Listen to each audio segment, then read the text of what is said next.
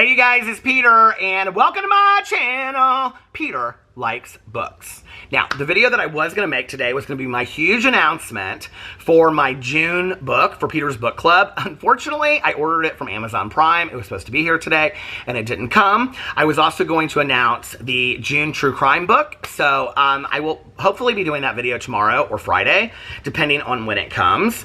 But I have been wanting to do this video for a while. Now, if you are up in the kitchen cabinet, hi, how are you? The very messy kitchen cabinet that is on my list of things to clean. But below you is such a mess of lip glosses. I have all these lip glosses here. And business things that I have bought. These room sprays that I bought. My thing of Sharpies. It is just a complete mess underneath here of receipts and stuff. So, the majority of it is books. So I can't show you because I don't know everything that's down here. I mean, I've got sunglasses. I've got this camera that Alex bought me, this Polaroid camera. There's so many things down here. So, sunglasses. Let's see these sunglasses. These sunglasses. So I've got all of this stuff down here that I need to clean up, but the majority of it is books. So I have been wanting to do a messy counter haul, book haul. Here, where do I put these? I guess over there. Because I need to get rid of these books, and I thought if I did this, then I could just show you guys the books that I have on my counter, and then I can put them aside or put them where I need to. Some of them are books I've read, some of them are books I want to read, and then I have all of my graphic novels because, well, not all of them. I have a lot in there that I've already read. These are the graphic novels that I haven't read, I think. I don't know. And I wanted to show them to you so I could go put them away in the basement in the section that I have for graphic novels. So let's get into this. The first book that I have down here is this book that I'm currently reading. It is called We Disappear by Scott Heim. And I get my reading glasses out. This is the book that I'm reading like out on the patio. A strange and luminous, taut and beautifully clear novel of addiction, obsession, love, and family from the acclaimed author of Mysterious Skin. The body of a teenage boy is discovered in a Kansas field. The murder haunts Donna, a recent widow battling cancer, calling forth troubling details from long-suppressed memories of her past. Hoping to discover more about disappeared people, she turns to her son Scott, who is fighting demons of his own. Addicted to methamphetamines and sleeping pills, Scott is barely holding on, though the chance to help his mother in her strange and desperate search holds out a slim promise of some small salvation. But what he finds is a boy named Otis handcuffed in a secret basement room, and the questions that arise seem too disturbing even to contemplate. With his mother's health rapidly deteriorating, he must surrender to his own obsession and unravel Otis's unsettling connections to other missing teens, and ultimately to Scott himself. And I'm just like probably 30 pages in, and it's so fantastic. So that's what I'm reading. I think I got it on Amazon. This is his first book that when I read it, it profoundly affected me, and it's called Mysterious Skin. I read it like when I was in my 20s. Let's see when it came out. I think I read it right when it came out. 1995, so that would have been the year after I got sober. And this is just, it's such a fantastic novel. Very disturbing, and they made it into a movie, and the movie sucked. So, all right, those are the first two books. Then I have Central Park, which was my... We're on May right now. This was my April book for Peter's Book Club, and I never did a follow-up video to that, so I need to do that. Okay, then the next book that I have here is Drop the Rock, which is about step 6 and 7 in recovery. It is about, here, I'll read it to you. The cast of character defects undermines the best-laid plans for recovery from addiction. It is not uncommon for individuals in recovery to cling to negative, self-defeating behaviors long after giving up their addictions. These behaviors are the rocks that can sink recovery, or at the least, block further progress. Based on 12-step programs, particularly the principles behind 6 and 7, Drop the Rock combines powerful personal stories, practical advice, and important insights to help readers truly transform their recovery. With more than 250,000 copies sold, Drop the Rock is a definitive guide to removing character defects. Now, if you've watched my videos on my other channels, you know that on my Monday night, with 4 of my very, very close girlfriends who have allowed me to be part of their group, we have a literature group that we started during the lockdown. So this is the third book that we're reading. Monday night, we got together for dinner. It was so much fun. We had an outdoor little backyard in my friend's patio, taco night. We just got together. But on Monday nights, we get together and we Zoom on a Zoom call, and we read parts of whatever literature we're reading. And this is actually not 12-step approved literature, so it's considered outside literature. meaning that it's not like, there's literature that is written within the program, and there's only certain literature that is called approved literature. But this is one of the books that a lot of addicts and alcoholics read, and it's been around, I think, forever. Let's see when it was. This was around when I got sober. So, well, it says publication date, 2005, 1993. So did it come out in 1993? No, I feel like it came out before that. But anyway, I think 1993 is when it came out. So this has been out since I've been sober. I got sober in 1994, December 17th. And it's a fantastic, fantastic book about removing character defects. And you don't have to be in recovery if you want to read this book. So there's that one. I need to save that.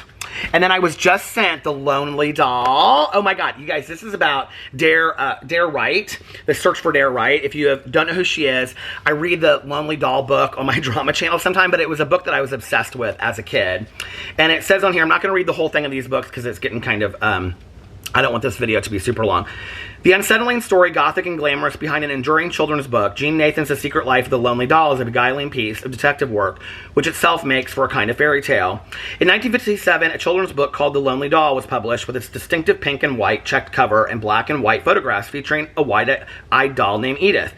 It quickly captured the hearts of young girls all over the country and made the author Dare Wright a household name. And it's really about, she kind of goes into seclusion, and it's about finding out about the author, and I am so, so, so excited to read this. Okay. The next things that I have, I can't show on here because they're all 12-step approved literature, so I'm not going to show that on here. The next thing I have, well, I guess it doesn't really matter. So I'll show it. How can I say this? So this is considered the basic text. And then I have, this is a magazine that is a 12-step magazine that comes out. And I have the Spanish version of it right here in case I meet somebody that is only Spanish speaking, and it's to help them connect to that. And then I have 3 books that are 12-step approved. One is on spiritual awakenings, one's forming true partnerships, and one is being sober and out as a person that is LGBTQIA. So those are some recovery books that I have over here that I purchased. I also have Melody Beatty's Gratitude, Affirming the Good Things in Life. So I think I bought this at Half Price Books, and it's just like pieces of her other books if you love Melody Beatty. Okay, let's get to the very back here. Aw, picture of my mom that I keep on meaning to put back up. Here's my mom. I love you, Mom. So I need to put that back up. Then in the very back, I don't even know what these books are. Okay, Liam O'Riordan's The Husband's Secret, which I've been trying to read forever and a day. So I'm going to put that away because I think I bought it on Audible. Joan Didion's Slouching Towards Bethlehem, which I actually saw. I wanted to read a book by Joan Didion forever. The Year of Magical Thinking was on my book list for my book club when I first started it, and I've never finished it or read it, so I wanted to finish it. Dan Levy, who is on Schitt's Creek, he did a video called, like, 12 Things I Can't Live Without, and this is one of them, and he has a copy of this that he carries with him all the time, and it's all essays, so I thought I would read that. So I'm going to keep that out as a book that I want to read with The Lonely Doll. And then Liam O'Riordan, Truly Madly Guilty, which I can put away, because I read Big Little Lies and I became obsessed with Liam O'Riordan. And then I got this, but I also have it, I think, I'm not sure if I do or not. I'll have to look. I think I have this on Audible. And then Supermarket, which is by Bobby Hall, aka Logic, the singer. And this book I have tried to get into so many times, and it's very interesting. I just stop it. I don't know why. Flynn is stuck, depressed, recently dumped, and living at his mom's home. The supermarket was supposed to change all that. An ordinary job and a steady check. Work isn't work when it's saving you from yourself. But things aren't quite as they seem in these aisles. Arriving to work one day to a crime scene, Flynn's world collapses as the secrets of his tortured mind are revealed. And Lynn doesn't want to go looking for answers at the supermarket because something there seems to be looking for him. A darkly funny psychological thriller, Supermarket is a gripping exploration into madness and creativity. Who knew you could find sex, drugs, and murder all in aisle 9? All in aisle 9. I want to continue to try to read this, so I'm going to keep this out. Okay. What else do I have back here, books-wise? So I was just sent this book by the publisher, and this is We Are the Brennanns by Tracy Lang. It comes out in August 2021, so it's not out yet. In the vein of Mary Beth Keene's Ask Again, Yes, Tracy Lang's We Are the Brennanns explores the staying power of shame and the redemptive power of love in an Irish Catholic family torn apart by secrets. When 29-year-old Sunday Brennan wakes up in a Los Angeles hospital, bruised and battered after a drunk driving accident she caused, she swallows her pride and goes home to her family in New York. But it's not easy. She deserted them all and her high school sweetheart 5 years before with little explanation, and they've got questions. Sunday is determined to rebuild her life back on the East Coast, even if it does mean tiptoeing around resentful brothers and an ex-fiancé. The longer she stays, however, the more she realizes they need her just as much as she needs them. When a dangerous man from her past brings her family's pub business to the brink of financial ruin, the only way to protect them is to upend all their secrets. Secrets that have damaged the family for generations and will threaten everything they know about their lives. In the aftermath, the Brennan family is forced to confront painful mistakes and ultimately find a way forward together. Looks really good. So, I'm going to keep that out and read that too.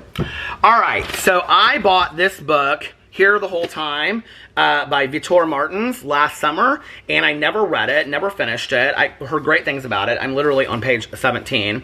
And it's about this kid that's coming out, and I think it takes place in Brazil. I'm almost positive it does.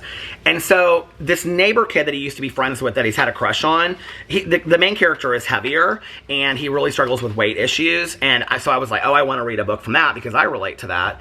And so his mom has agreed to have this kid, they're now in high school and they stopped being friends like when they were like 10.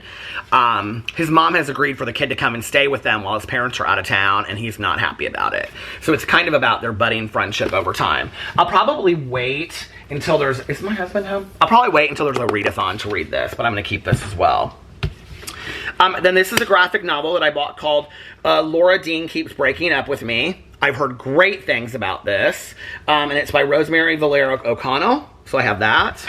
I think I'm going to keep that one out because I'm almost done with the book that I'm reading right now, the graphic novel. Then I have Dancing at the Pity Party, a dead mom graphic memoir by Tyler Feeder. These are all graphic novels that I got recommended on Amazon Prime, so I just bought a bunch of them. Robin Ha, an illustrated memoir, Almost American Girl. For as long as she can remember, it's been Robin and her mom against the world. Growing up as the only child of a single mother in Seoul, Korea wasn't always easy, but it bonded them fiercely together. So when a vacation to visit friends in Huntsville, Alabama unexpectedly becomes a permanent relocation, following her mother's announcement that she's getting married, Robin is devastated. And the whole graphic novel is all about that. It's supposed to be fantastic. Okay, then I have The Lumberjanes, and I literally, you guys, cannot get into this book to save my life. So, I don't know if I'm going to finish this or not. I don't know if this is maybe the first one or second one. I have like 5 of them. So I have that.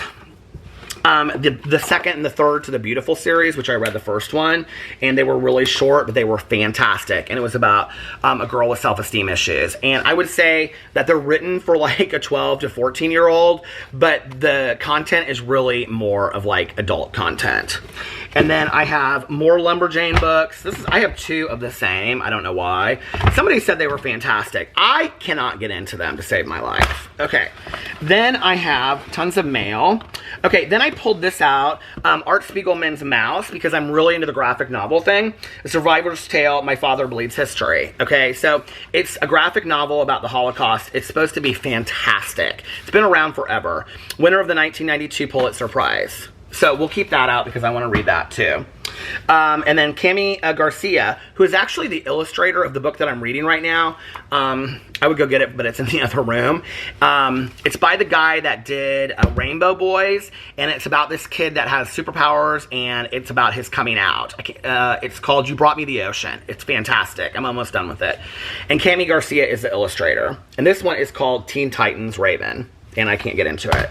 And then I bought Octavia Butler's Kindred, and this is, I love to buy the graphic novel version of novels. And this is instant #1 New York Times bestseller, American Bookseller Association Award. I mean, it's supposed to be so unbelievable, you guys. So I'm excited about that. Keep that one out. Paper Girls. I don't know much about this. Somebody recommended it to me. I got Game of Thrones because I wanted to start the Game of Thrones books, but this is the graphic novel version of it. And I thought, well, I could probably get into the graphic novel version because the Game of Thrones is like that big. So, but I'm not really in the mood to read that. And then one of my favorite cartoonists of life is Linda Barry. Is that it? Oh my God. Is Linda Barry. So I bought 100 Demons. This is one of her books that I do not have. I mean, her cartoons, you guys, are so hilarious and so endearing. I love her so much. So I'm going to keep that book out. And then also The Greatest of Marlis, who is one of Linda Berry's characters that I absolutely adore. And God, it's filled with cartoons. So I'm going to read this summer as well out on the front porch or the back porch, because just look how beautiful that is. So those are all the books that I have right here. Now some of these are going to go down in the basement, and some of them are going to stay up here, and then I'm going to clean the counter, but I wanted to do my messy, you guys, I'm having bad back pain again, so that was my messy, but tomorrow I'm going to the doctor, so we'll get that fixed. This was my messy counter book haul. So I love you guys, and I will see you in my next video, hopefully tomorrow, where I announce my June book. I love you, and I'll see you then. Bye.